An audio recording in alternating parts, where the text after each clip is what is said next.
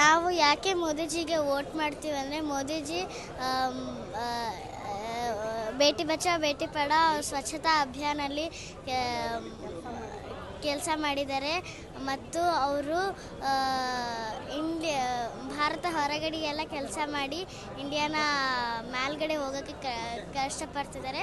ಅದಕ್ಕೆ ನಾವು ಮೋದಿಜಿಗೆ ವೋಟ್ ಮಾಡ್ತಿದ್ದೀವಿ. ನಮ್ಮ ಅಜ್ಜಿ ತಾತ. ಹೌದು.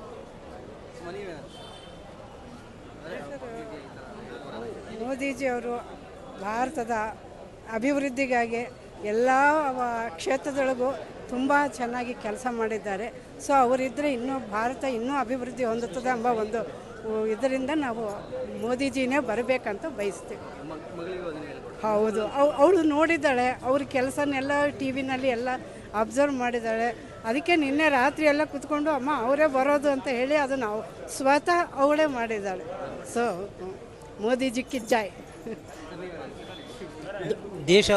ದೇಶಕ್ಕಾಗಿ ಮೋದಿಯವರು ಬರಲೇಬೇಕು ಸರ್. ಸೈನಿಕರಿಗೆ ಅವರಿಗೆ ತುಂಬ ಸಹಾಯ ಮಾಡಿದ್ದಾರೆ. ಅವರು ತಮಗಾಗಿ ಏನೂ ಮಾಡಿಕೊಳ್ಳಿಲ್ಲ. ತಮಗಾಗಿ ಮತ್ತು ತಮ್ಮ ರಿಲೇಷನ್ಸ್ಗಾಗಿ, ತಮ್ಮ ಮನೆಯವರಿಗಾಗಿ ಏನೂ ಮಾಡಿಲ್ಲ. ಇಡೀ ದೇಶದ ಜನನೇ ನನ್ನ ಕುಟುಂಬ ಅಂತ ಹೇಳಿದ ಮಹಾ ವ್ಯಕ್ತಿ.